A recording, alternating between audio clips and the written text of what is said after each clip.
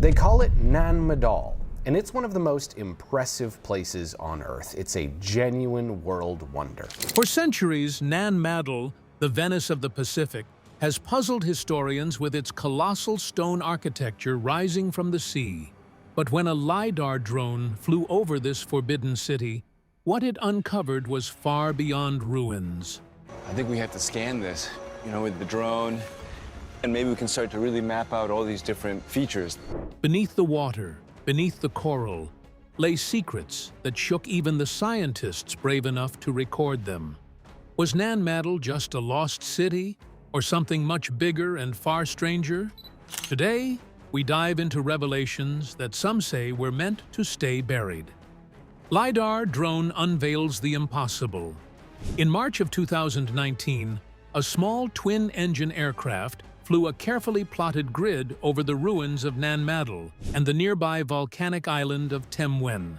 On board was a full waveform LiDAR sensor, a device capable of firing millions of laser pulses per second at the ground below. Each pulse measured the time it took for light to reflect back, and with enough repetitions, the instrument could see through dense vegetation and map the contours of the Earth in extraordinary detail. By combining those measurements from multiple angles, researchers produced a bare Earth terrain model with half-meter resolution. On average, nearly a dozen accurate returns were captured for every square meter of ground, enough to reveal the faintest traces of canals, berms, and terraces hidden beneath centuries of jungle growth. Officially, the mission was a conservation survey. The goal was to understand the site's vulnerabilities: erosion, encroaching vegetation, and threats from rising seas. Unofficially, the images it produced ignited one of the most heated debates in Pacific archaeology. The first revelation was startling in its simplicity. Nan Madol was not as chaotic as it appeared to the naked eye. Tourists who make the trek today see half-collapsed walls, tangled mangroves, and stagnant canals. Of Nan Madol, home a man who famously tore off his own genitalia. From the air, through the lens of LiDAR, those same spaces resolved into crisp geometries. Right-angled corners marked the edges of artificial islets. Platforms layered neatly one upon another. Long canals traced deliberate lines that scholars had only guessed at. A single main canal appeared like a spine, with smaller waterways branching off to serve elite compounds, ritual centers, and work areas. By feeding this data into hydrological models, researchers could watch how rain and tides still pulse through the system. The results showed where circulation once kept the canals open, and where centuries of siltation now choke them. The lasers did more than map stone. They mapped the city's rhythm, its breath. Then came the claim that spread like wildfire across online forums. The suggestion that all of Nan Madol rests upon a single, perfectly rectangular artificial platform. In this interpretation, the islets were not separate constructions but components of a unified megastructure. The neat grids and aligned edges in the LiDAR imagery seem to support such a conclusion. At a archaeological site called Nan Madol. To many observers, it was a revelation that transformed the site from a collection of scattered ruins into something approaching the scale of the Egyptian pyramids. But here, precision matters. The verified 2019 survey indeed documented human-made geometry on a massive scale, repeated patterns, aligned edges, and construction far beyond what earlier maps captured. What it did not do was prove the existence of a continuous slab beneath the entire complex. That leap requires interpretive stitching, seeing modular islets as one seamless foundation. The truth may be more nuanced, a master plan executed in segments, designed to interlock into something greater than the sum of its parts. As speculation swelled, a second story took hold: the idea of voids, tunnels, and chambers lying beneath the stone foundations. Talk of perfectly straight corridors and a vast central chamber circulated in documentaries and online communities.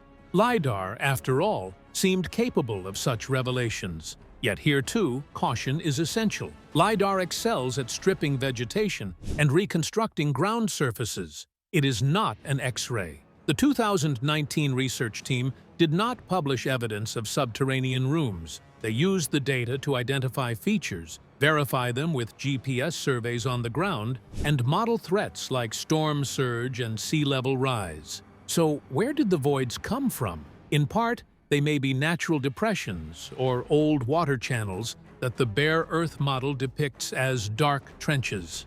In part, they are interpretive patterns in the data linked by outsiders to old legends of a house of the sun hidden beneath coral. Until ground-penetrating radar or excavation speaks, tunnels remain a hypothesis, not a discovery. Even with those caveats, the impact of the LiDAR flights cannot be overstated. The scans confirmed that Nan Madol is larger, more organized, and more deliberately engineered than anyone previously understood. They highlighted where stone walls remain firm and where they slump dangerously into the sea. They pinpointed tree hazards, overtopped berms, and areas where mangroves threaten to consume the ruins. For conservationists, the result is a blueprint to stabilize the city before it is lost. For archaeologists, it is a data set rich enough to rethink how Nan Madol functioned. And for those intrigued by mysteries, the imagery opened the door to speculation about unified platforms, subterranean networks, and forgotten technologies.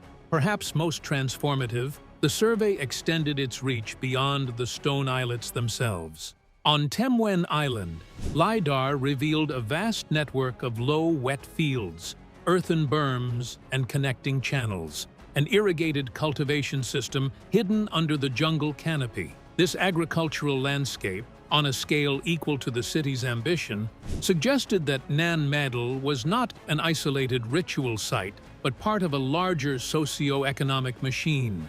It pointed to food security, labor organization, and trade links robust enough to sustain power across Micronesia. What began as a conservation project ended by rewriting the story of one of the world's most enigmatic ruins. If the drone revealed the impossible foundations, what about the life that once thrived around them? Cultivation fields.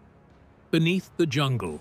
When the 2019 LiDAR scans swept over Temwen Island, just inland from Nan Madol's stone labyrinth, archaeologists expected to see hills, gullies, maybe a few faint walls. What appeared instead was a hidden agricultural landscape on a staggering scale. Beneath centuries of tropical overgrowth, the lasers exposed long, rectangular low fields, separated by raised earthen berms and linked by narrow channels. To the naked eye, it was a jungle. To LiDAR, it was a city of cultivation. These features stretched across much of Temwen, forming a coordinated network for water control and crop production.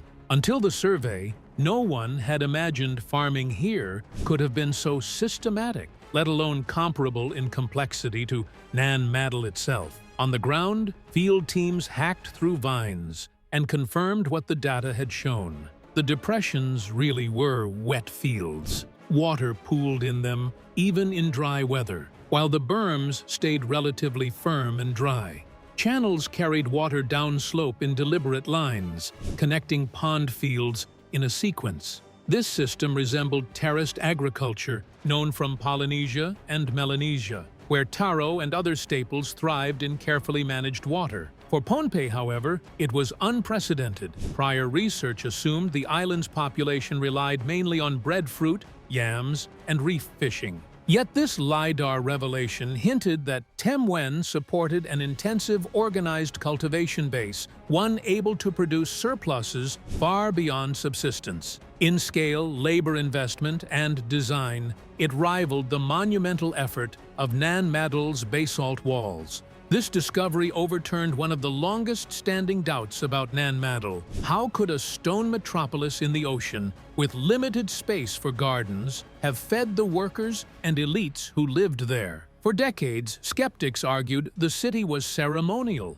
not residential, because its canals and islets could never sustain a stable population. The Temwen fields tell another story. If they date to the same period as the Saudeleur dynasty's reign, then the rulers had an agricultural machine backing their stone fortress. The system could have produced immense quantities of taro and other crops, enough to feed residents, fuel ritual feasting, and support redistribution networks that reached across Micronesia. Surplus food was not just calories. It was currency used to host feasts, attract allies, and demand tribute from outlying islands. Seen this way, Nan Madol was not isolated. It was the hub of a web of social and economic ties. Seafaring cultures across the Pacific prized food surpluses as a foundation of power. LiDAR's revelation shows that the Saudeleur rulers weren't just building stone walls, they were building food security. With food came labor, with labor came loyalty, and with loyalty came dominance. This agricultural infrastructure, invisible to history until now, explains how the dynasty could command thousands to quarry, transport, and stack basalt columns weighing up to 50 tons each. A city of stone needed a city of fields. 54 tons. Yeah, so 50 tons, give or take. When you have 1, 2, 3, 4. And thanks to LiDAR, we now see the two as inseparable halves of a single system. But feeding thousands was only part of Nan Madol's power. The real mystery lies in how it was built at all. Stones that shouldn't move. Walk among the ruins of Nan Madol, and the first thing that hits you is scale. Towering walls rise 30 feet high, some stretching 15 feet thick, all constructed from basalt columns shaped like giant logs. Many of these single pieces weigh as much as 50 tons, massive enough to crush wooden rafts or sink canoes. Yet somehow, 1,000 years ago, they were quarried from the opposite side of Pohnpei Island and hauled nearly 25 miles across rugged terrain and open water before being stacked with uncanny precision. And this was achieved without wheels, without pulleys, and without the benefit of metal tools. Mainstream archaeology can suggest rafts and manpower, but when you stand before those walls, the explanation feels too thin. Something about the stones themselves and the way they interlock seems to mock the limits of possibility. Scientists probing the city have noted another puzzle. The stones are not inert. Basalt columns from Nan Madol exhibit unusual magnetic anomalies. Compasses skew near certain walls. Fields fluctuate in ways geologists don't fully understand. Was this coincidence? A quirk of local geology? Or was it intentional? At Temwen Island and Nan Madol indicates that there was a specially designed irrigation system. If the builders selectively harvested basalt with magnetic qualities, it suggests they knew more than simple stacking. They may have sought to harness energetic properties that went beyond construction. Imagine walls that doubled as resonators, or stones aligned in ways that concentrated unseen forces. Some researchers whisper that Nan Madol was not just architecture. Introduce the latest research and discussions about ancient life, all across our diverse region of Micronesia. But a machine made of stone. The magnetic traits remain an enigma, one that modern instruments detect but cannot yet explain. Against this scientific backdrop, local legends take on new resonance. The people of Pohnpei have long told stories of two sorcerer brothers who came from afar and used magic to make the stones fly. For generations, this was treated as folklore, myth as metaphor for strength and ingenuity. But in laboratories today, experiments have shown that sound waves can lift and suspend small objects. Acoustic levitation, while limited to grams rather than tons, is real. Could ancient builders have known a way to scale such effects? Tuned to exact frequencies have interacted with the basalt's magnetic traits, reducing their apparent weight? To most scholars, this remains fantasy. Yet the fact that physics hints at such possibilities keeps the legend alive. When oral history and experimental science echo one another, almost like a dictator, so he was able to command all the people on the island to come and assist in the building of Nan Madol. dismissal becomes harder. In the end, the mystery of how the Saudeleur dynasty's builders moved these stones may never be fully solved. But whether through ingenious raft systems, forgotten technologies, or something stranger, the results remain the same: an island fortress built from immovable matter. The walls speak of more than engineering. They speak of will, vision, and an authority able to command impossible feats. Legends may hold kernels of truth, but history also records rulers who turned this impossible city into the center of an empire. The Saudeleur dynasty's iron grip.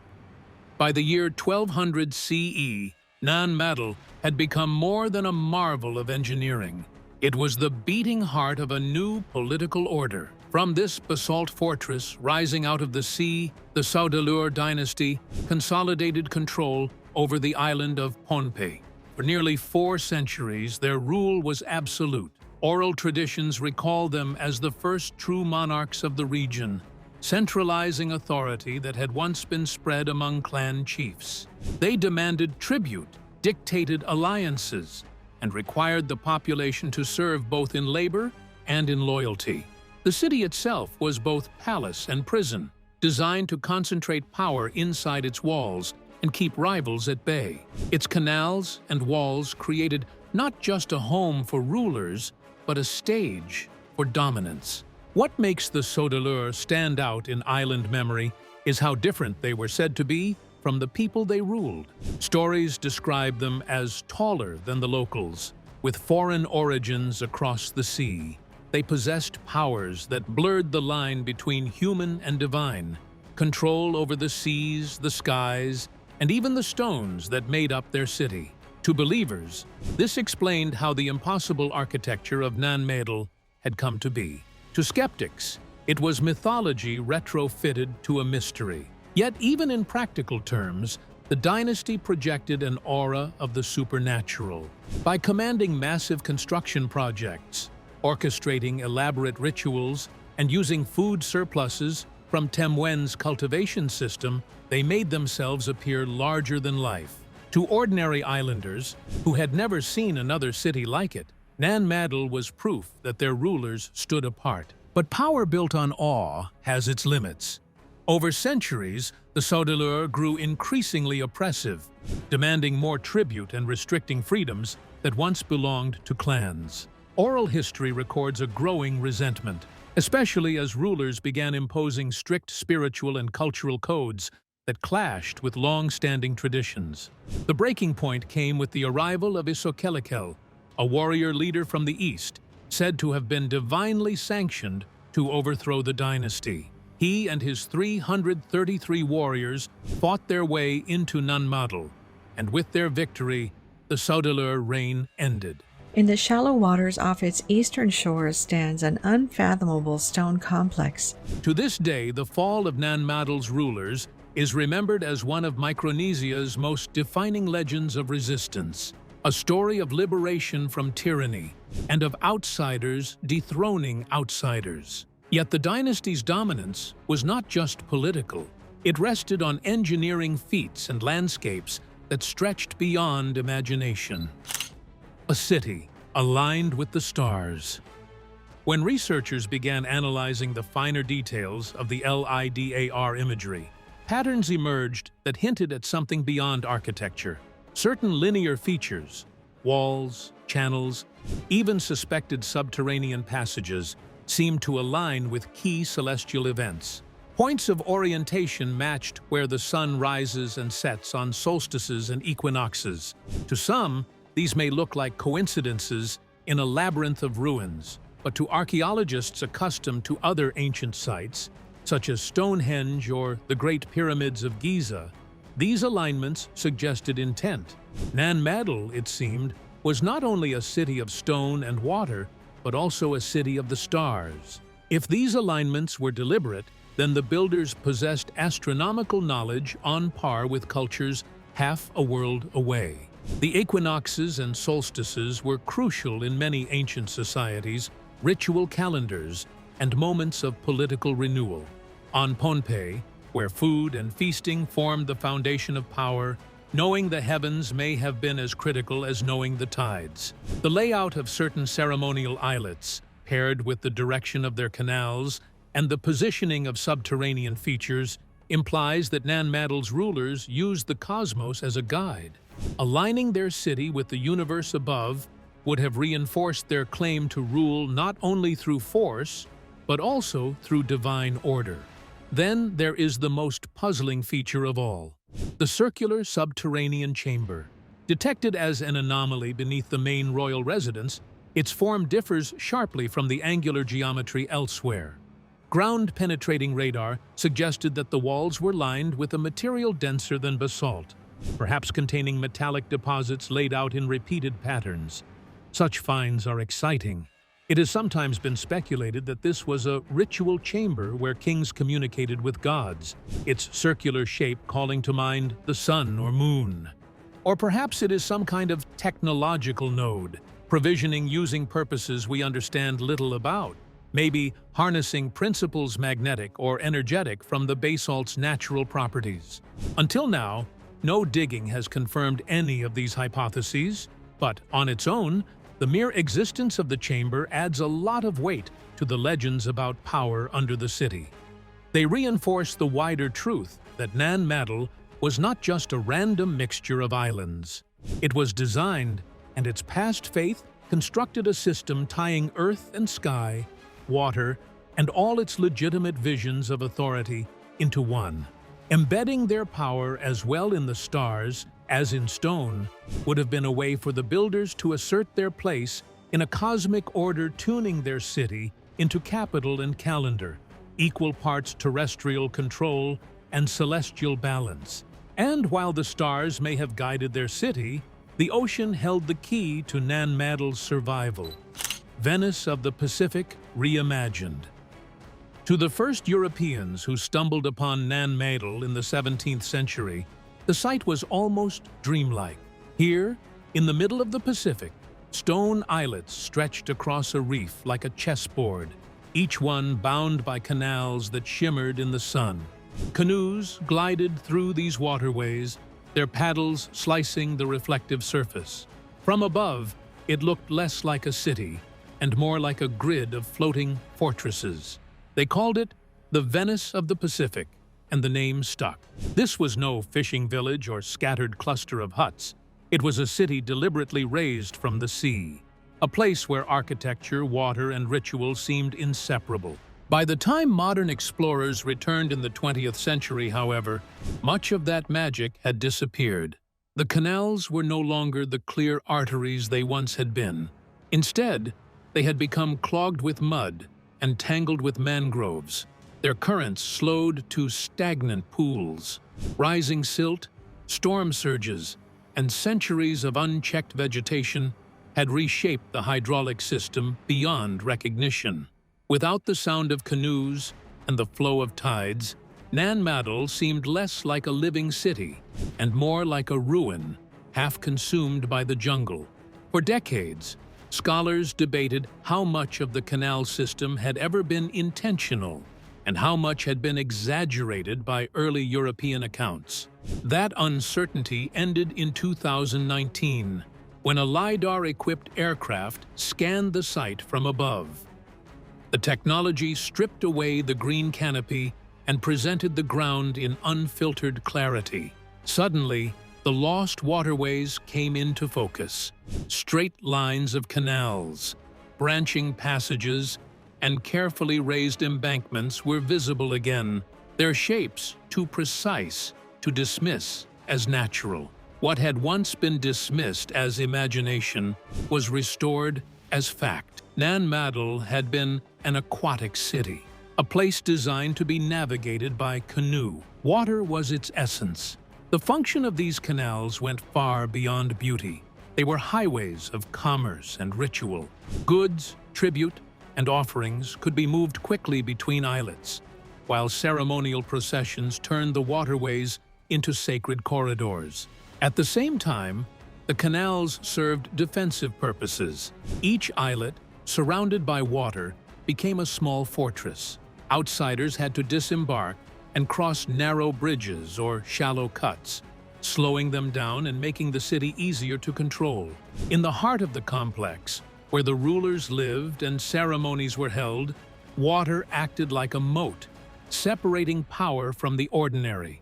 Some anthropologists even argue that at night, when stars reflected on the still surface, the canals became part of the sacred order of the cosmos. To stand in Nan Madol was to stand at the meeting point of sea, sky, and stone. But the LiDAR scans revealed something even more profound. The canal system was not isolated.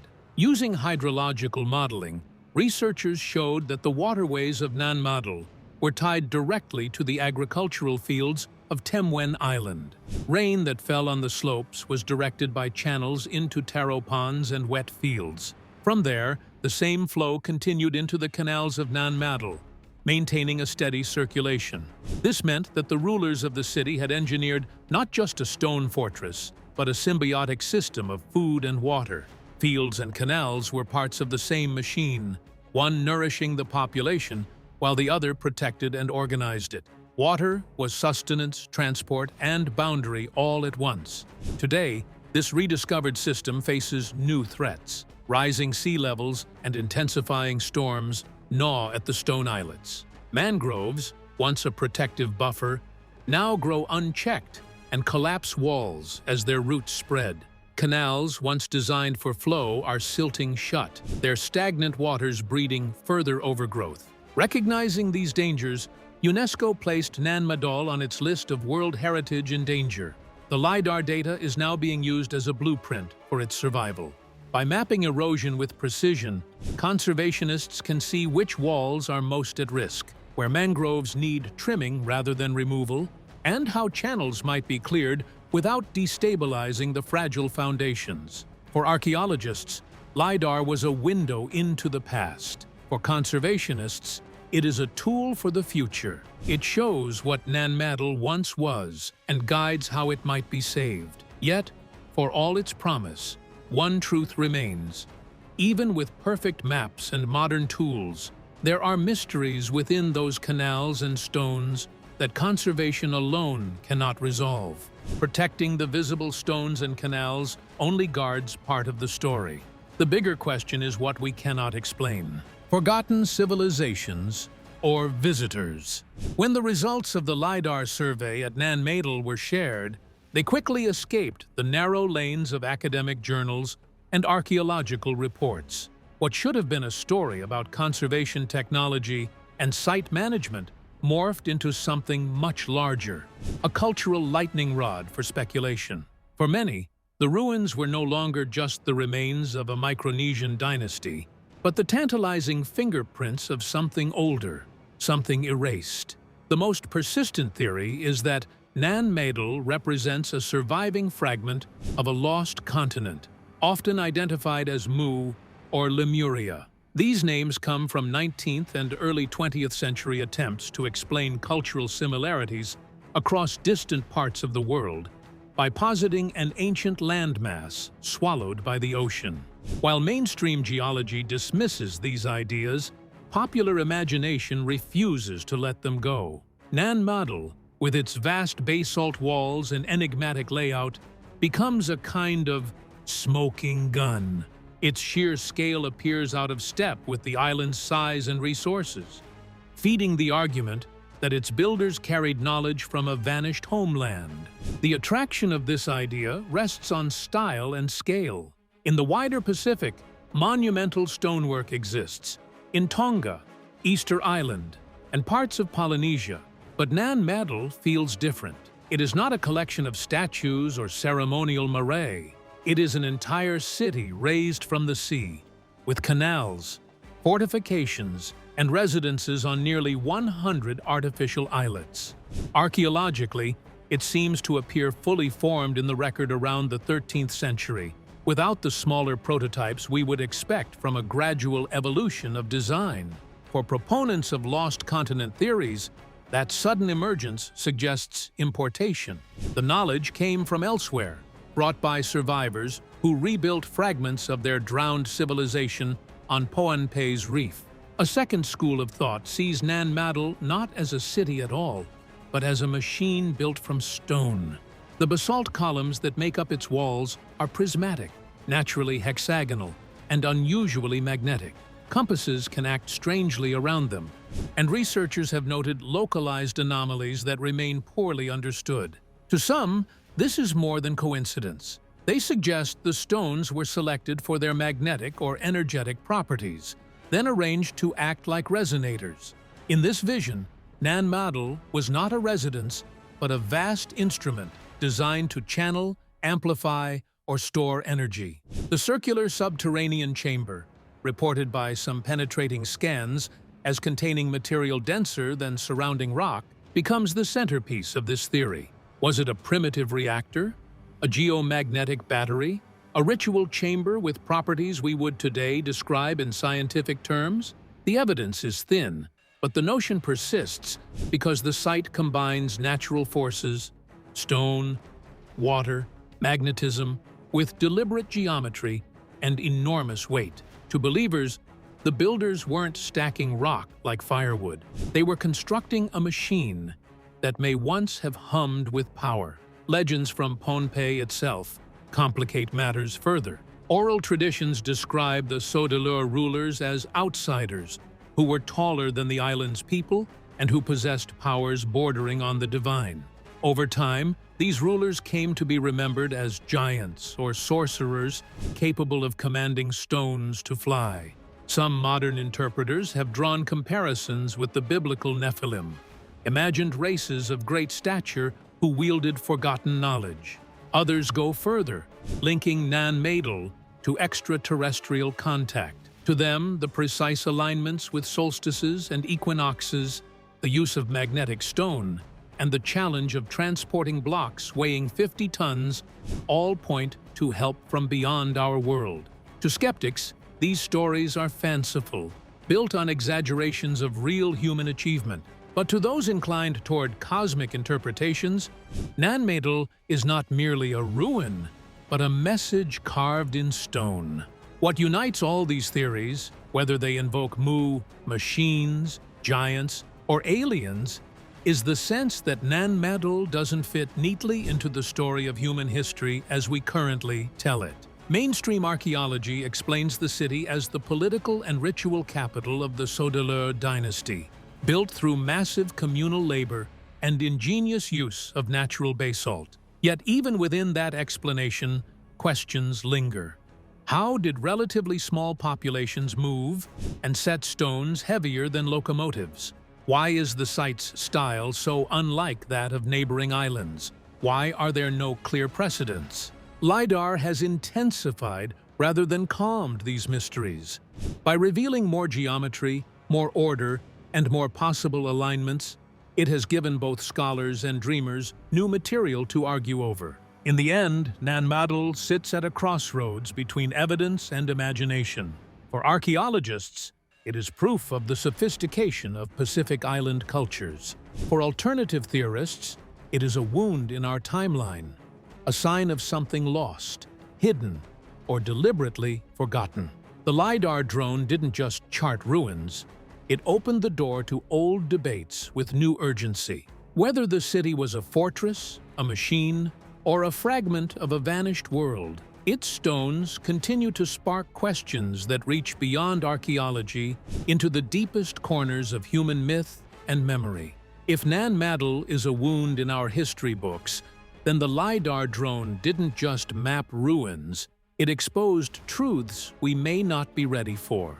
The LiDAR drone didn't just scan stone walls, it forced us to reconsider everything we thought we knew about Nan Madol.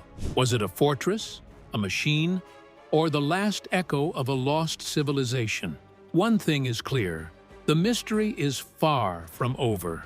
If you want to keep uncovering the stories that history tried to bury, make sure to like, comment, and subscribe, and watch the next video on screen for more discoveries that defy explanation.